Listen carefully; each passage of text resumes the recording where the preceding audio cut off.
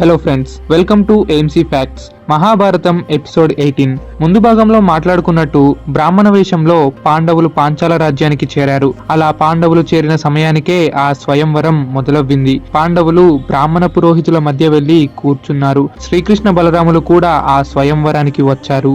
అప్పుడే దృష్టద్యుమ్నుడు చెల్లెలు ద్రౌపదిని వెంటబెట్టుకుని సభలోకి వచ్చాడు. ఓ వీరుల్లారా, ఈ పైనే గిర్రున తిరిగే ఓ మత్స్య యంత్రాన్ని కట్టి ఉంచాము. పక్కనే ఉన్న విల్లుని ఎత్తి క్రింద ఉన్న నీటిలో చూసి దాని ప్రతిబింబను గమనిస్తూ పైనున్న మత్స్య యంత్రాన్ని ఛేదించాలి. అది కూడా కేవలం 5 బాణాలతో మాత్రమే. అలా ఆ 5 బాణాలతో నీటి ప్రతిబింబను చూస్తూ పైనున్న మత్స్య యంత్రాన్ని కొట్టిన వాడినే నా సోదరి ద్రౌపది వరిస్తుంది అంటూ దృష్టద్యుమ్నుడు భీకరంగా ప్రకటించాడు.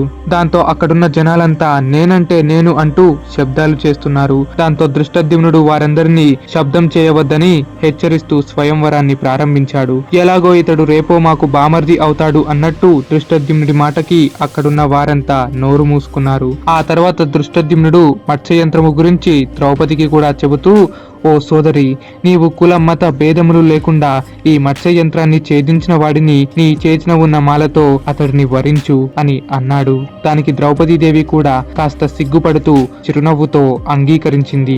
ఆ తర్వాత నేనంటే నేను అని అక్కడున్న వారు మత్స్య యంత్రాన్ని ఛేదించడానికి ముందుకు వచ్చారు. ముందుగా దుర్యోధనుడు అక్కడికి వచ్చి అక్కడున్న ధనస్సుని తాకాడు. ఎంతసేపు ఆ ధనస్సును ముట్టడమో లేక రుద్దటమో చేశాడు గాని దాన్ని ఎత్తను కూడా ఎత్తలేకపోయాడు.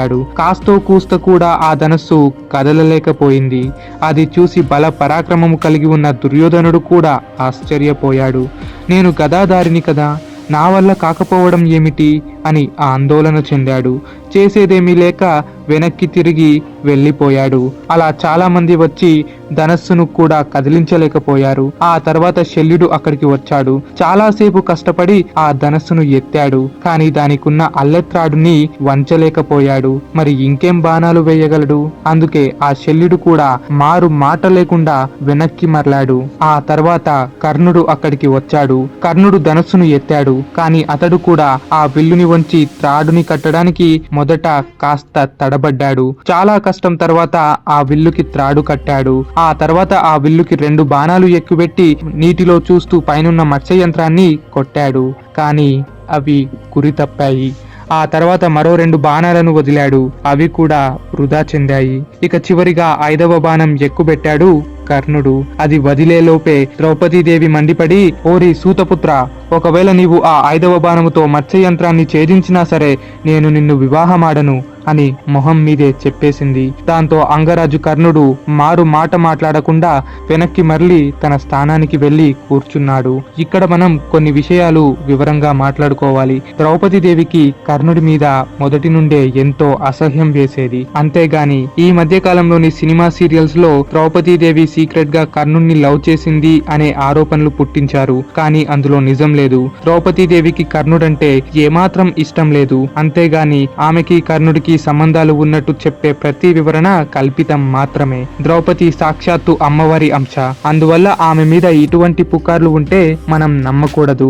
ఆమె ఏమీ సీక్రెట్ గా లవ్ చేసే టైప్ కానే కాదు. అయితే కర్ణుణ్ణి ద్రౌపదీదేవి తిరస్కరించింది తన కులం వల్లే అని అంటారు. నిజానికి సూత కులం అనేది ఏమాత్రం చిన్న కులము కాదు. కర్ణుణ్ణి రిప్రజెంట్ చేయడానికి సూతపుత్ర అనే అంటారు. ఎలాగైతే పరశురాముణ్ణి బ్రాహ్మణ కుమారునిగా గుర్తింపు ఇస్తారో ఇది అంతే. స్వయంవరంలోని స్త్రీకి ఆ వ్యక్తి నచ్చితేనే తాను వివాహమాడాలి. అది మనం అంబాదేవి భీష్ముణ్ణి కాదన్న సన్నివేశంలోనే విన్నాము. ఆ రకంగానే కర్ణుణ్ణి తిరస్కరించింది ఆ ద్రౌపదీదేవి. కర్ణుడికి కూడా ఆ క్లారిటీ ఉంది కాబట్టే అతడు ఏమీ అనకుండా అక్కడి నుంచి వెళ్లిపోయాడు. కాబట్టి ఈ సన్నివేశంలో కర్ణుడిది తప్పు లేదా ద్రౌపదిది పొగరు అని అనవలసిన అవసరం లేనే లేదు. అది ఎందుకు ఏంటి అనేది భవిష్యత్తులో రాబోయే సన్నివేశాలతో మీకే క్లారిటీ అందిస్తాను. అయితే కర్ణుడంతటి వాడు వెనక్కి మరడంతో చివరిగా ఈ మత్స్య యంత్రాన్ని ఎవరు ఛేదిస్తారంటూ ఆసక్తిగా ఎదురు చూశారు అక్కడి జనాలు. అప్పుడే అక్కడున్న శ్రీకృష్ణుడు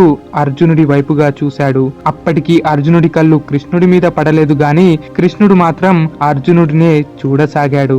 భస్మము కింద ఉన్న అగ్ని ఎవ్వరికి కనబడకపోవచ్చు, కానీ దాని మీద చెయ్యి వేస్తే మనల్ని కాల్చి వేస్తుంది. ఆ రకంగానే బ్రాహ్మణ వేషం అనే భస్మము కింద పాండవులు అనే నిప్పులు ఉన్నాయి. అటువంటి ఆ పాండవులను చూసి గుర్తించి శ్రీకృష్ణుడు చిరునవ్వును పొందాడు. అర్జునుడు ఈ ద్రౌపదీదేవిని స్వీకరించుగాక అంటూ కృష్ణుడు సంకల్పించాడు. అలా సంకల్పించగానే ధర్మరాజు అర్జునుడిని మత్స్యయంత్రాన్ని ఛేదించమంటూ ఆదేశించాడు. దాంతో అర్జునుడు అన్న ధర్మరాజుని నమస్కరించి నడుస్తూ ముందుకు వెళ్ళాడు. ఇంతమంది క్షత్రియులు ఉన్నప్పటికీ వారంతా భయపడి కూర్చున్నారు. కాని ఓ బ్రాహ్మణుడు నడుచుకుంటూ ఆ యంత్రాన్ని ఛేదించడానికి వస్తున్నాడే అంటూ అర్జునుడికి జైజేలు కొడుతున్నారు. మరికొందరు బ్రాహ్మణులేమో అబ్బే వీడేం చేస్తాడు, ఎందరో క్షత్రియులకే చేతకాని పని వీడికి సాధ్యమేనా, అనవసరంగా మన బ్రాహ్మణుల పరువును తీయకండి అంటూ హెచ్చరించారు. దాంతో మరికొంత బ్రాహ్మణులు అలా అనుకుంటే పరశురాముడు, ద్రోణుడు వీరంతా ఎవరు అంటూ రెచ్చిపోయారు. అవేమీ పట్టించుకోకుండా అర్జునుడు లేచి మత్స్యయంత్రము వద్దకు చేరాడు. వెనకేమో రాజులలో కొందరు అర్జునుడిని చూసి దూషించారు. కానీ అవేమీ పాండవులు పట్టించుకోలేదు. కానీ అవన్నీ వింటూ భీమసేనుడు కల్లెర్ర చేశాడు. చుట్టువైపులా అంతా చూడగా సభమండపము ముందు ఓ పెద్దని చెట్టు కనబడింది. ఆ చెట్టును ముందే గుర్తుంచుకుని యుద్ధమంటూ వస్తే దానితోనే వీరందరినీ తరమాలని ముందే నిశ్చయించుకున్నాడు. ఇంకో పక్కన అర్జునుడు మత్స్యయంత్రము దగ్గరకు చేరగా వచ్చి రాగానే ఆ విల్లు చుట్టూ ప్రదక్షిణలు చేశాడు. విల్లుని వినయంగా నమస్కరించి దాని మధ్య భాగమున పట్టి సులభంగా తన కుడి చేతితో ఎత్తాడు అర్జునుడు. అది చూడగానే ప్రజలంతా ఆశ్చర్యపోయారు. అప్పుడే కర్ణుడు అర్జునుడిని చూసి మెల్లగా గమనించసాగాడు. ఇంతసేపు బరువు ఉన్న ఆ విల్లు అతి సులువుగా అర్జునుడి చేత మొయ్యబడినది. ఎందుకంటే ఆ విల్లు మంత్రసిద్ధితో చేయబడింది. అలా ఆ గౌరవము వల్లనే ఆ విల్లు అర్జునుడు సులభంగా ఎత్తగలిగాడు. ఇవన్నీ విషయాలను గమనిస్తూ ఉన్నాడు కర్ణుడు. అందుకే పూర్వం ఋషులన్నారు, భీష్మ ద్రోణుల వల్ల కాని ఆ మత్స్య యంత్రాన్ని ఛేదించటం ఒక్క అర్జునుడి వల్లే అవుతుందని. ఎందుకంటే మనం చేసే పనులలో పరాక్రమము ఒక్కటే కాదు, సంస్కారము, భక్తి, చాకచక్యము ఉండాలి. ఆ చాకచక్యము వలనే అర్జునుడు సునాయాసంగా ఒక ఏనుగు చెరుకుని ఎత్తినంత సులువుగా విల్లును ఎత్తగలిగాడు. టక్కున ధనస్సు ఎత్తి ఎడమ కాలితో చివరి భాగమున నొక్కి ధనస్సును వంచి త్రాడు లాగి ఏ శ్రమ లేకుండా కట్టేశాడు. అర్జునుడు అలా త్రాడును కట్టడంతోనే అక్కడున్న జనులకి అర్థమయ్యింది, వచ్చినవాడు పూర్వం ఏదో ఎన్నో యుద్ధాలు చేసుంటే గాని ఇంత సులభంగా ఒక బలమైన విల్లు త్రాడును కట్టలేడు అని వారు అనుకున్నారు. దాంతో కర్ణుడు తల ఎత్తి చూస్తూ అర్జునుడు విల్లు ఎలా ఎత్తాడో పరిశీలించసాగాడు. అర్జునుడి చాకచక్యాన్ని కాస్తో కూస్త గుర్తించింది కర్ణుడు ఒక్కడే. అలా అర్జునుడు ధనస్సు ఎత్తగానే 5 బాణాలని ఒకేసారి ఎక్కుబెట్టాడు. ఇంతకు ముందు వచ్చిన కర్ణుడు లేదా ఇతర రాజులంతా ఒక్కో బాణాన్ని సంధించటం వల్ల గురి తప్పారు. కానీ అర్జునుడు ఒక్కోటి కాకుండా 5 బాణాలను ఒకేసారి ఎక్కుబెట్టాడు. అలా క్రింద నీటిలోని ప్రతిబింబను చూస్తూ టక్కున ఆ 5 బాణాలను పైకి వదిలాడు అర్జునుడు. ఆ 5 బాణాలు ఒకేసారి గాల్లోకి ఎగిరి గిర్రున తిరుగుతున్న చేపను 5 ముక్కల కింద నరికేశాయి. అలా ఆ చేప ముక్కలు కింద పడగానే భీకరంగా శబ్దాలు చేస్తూ చప్పట్లు కొట్టసాగారు ప్రజలు. బ్రాహ్మణులు లేచి మరీ సంబురాలు చేసుకోసాగారు.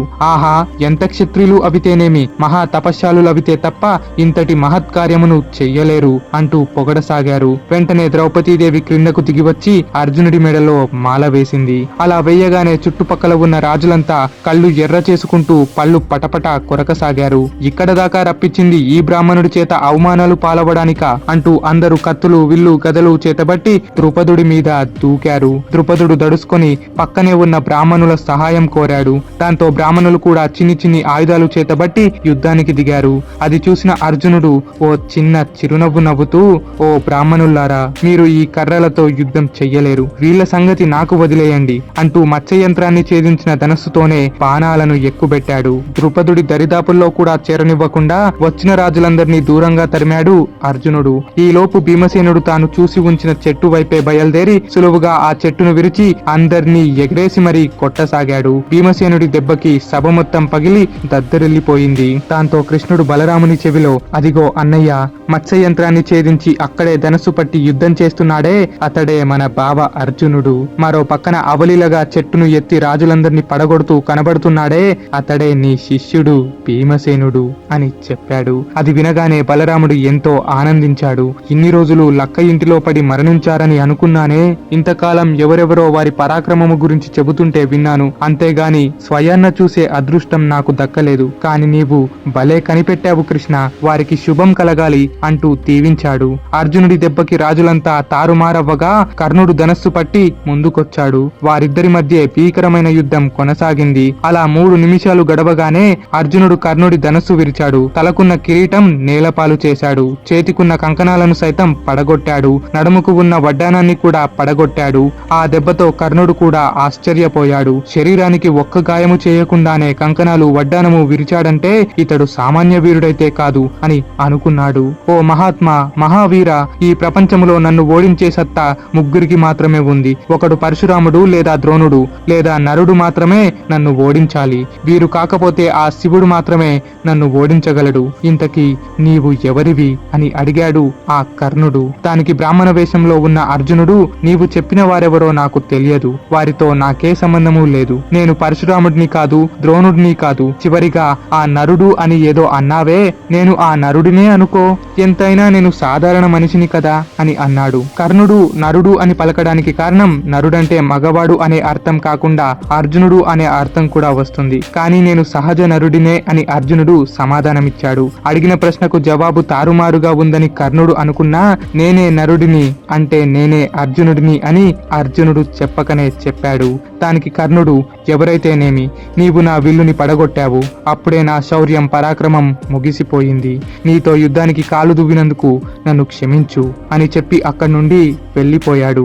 ఈలోపు భీమసేనుడు వచ్చిన వారందరినీ వచ్చినట్టే తిరిగి తరుముతుండగా భీముడి బల పరాక్రమాలను చూసి శల్యుడు విర్రవీగాడు. భీమసేనుడితో మల్ల యుద్ధానికి దిగాడు. దాంతో భీముడు పట్టిన చెట్టుని పక్కకు పారవేసి శల్యుడితో యుద్ధం చేశాడు. అలా కాసేపట్లోనే శల్యుడి 2 చేతులు పట్టి మరీ గిరగిరా తిప్పి విసిరి అవతల వేశాడు భీముడు. అప్పుడే జనులంతా ఆశ్చర్యపోయారు. అరరే, ఈ పరాక్రమ కర్ణుణ్ణి ఓడించేవారు ఆ శివుడో లేక పరశురాముడో ఓడించాలి, లేక ఆ అర్జునుడే ఓడించాలి. కానీ ఈ విప్రుడు ఎలా ఓడించాడు? అదే కాక ఈ శల్యుడిని మల్ల యుద్ధంలో పడగొట్టాలంటే అది బలరాముడు లేక భీమసేనుడు మాత్రమే చెయ్యగలరు. కానీ అతడిని కూడా ఓ బ్రాహ్మణుడు పడగొట్టాడు అంటూ ఆశ్చర్యంతో చూసి బ్రాహ్మణ వేషంలో ఉన్న పాండవులను పొగడసాగారు అక్కడి జనాలు. అప్పుడే శ్రీకృష్ణుడు లేచి, ఓ వీరులారా, ధర్మం ప్రకారంగా ఈ బ్రాహ్మణుడు మత్స్యయంత్రాన్ని ఛేదించాడు కాబట్టి అతడినే ద్రౌపదీదేవి వరించింది. దానికి ద్రుపదుడు కూడా అంగీకరించాడు. అదే కాక ఓ బ్రాహ్మణుడు ధనుర్వేదంలో ఆరితేరినవాడు, మరొకడు మల్ల యుద్ధంలో పరాక్రమ వీరుడు. ఇంతటి సామర్థ్యం కలిగిన వారితో యుద్ధం చేసి అనవసరంగా అవమానం పాలవకండి. ధర్మానుసారంగా వారిదే విజయం. వారే ద్రౌపదికి అర్హులు. కాబట్టి మనం ఇక్కడి నుంచి వెళ్లిపోవటమే మంచిది అని చెప్పాడు. దాంతో చేసేదేమీ లేక అక్కడున్న రాజులంతా తిరిగి వెళ్లిపోయారు. ఇంకో పక్కన దుర్యోధనుడు, అరే, ఓ గొప్ప అందగత్తిని పొందలేకపోయానే అనే నిరుత్సాహంతో వెళ్లసాగాడు. పోనీ ఈ కర్ణుడైనా ఆమెను గెలిచి ఇస్తాడా అనుకుంటే అది కూడా జరగలేదు కదా అని దుఃఖించసాగాడు. ఆ తర్వాత అర్జునుడు ద్రౌపదీదేవిని తన తల్లి వద్దకు తీసుకువెళ్లాడు. ఆ తర్వాత ఏం జరిగిందనేది డీటెయిల్డ్ అనలైజింగ్ తో మీ ముందు ఉంటాను. అనవసరమైన కాంట్రవర్సీలు క్రియేట్ చేసుకుని ద్రౌపదీదేవిని తప్పు పట్టిన వారికి సమాధానంగా ఉండబోతుంది మన తరువాతి ఎపిసోడ్. కాబట్టి ఈ మాత్రము వీడియో చూసి జడ్జిమెంట్స్ ఇవ్వకుండా వచ్చే ఎపిసోడ్ ని చూసి మీ అభిప్రాయాన్ని ఏర్పరచుకుంటారని ఆశిస్తూ సెలవు తీసుకుంటున్నాను. సో భాగవతం మహాభారతం వాల్యూమ్స్ కోసం పిన్నెడ్ కామెంట్ ని చెక్ చేయండి. మరో వీడియోతో కలుద్దాం. జై శ్రీకృష్ణ.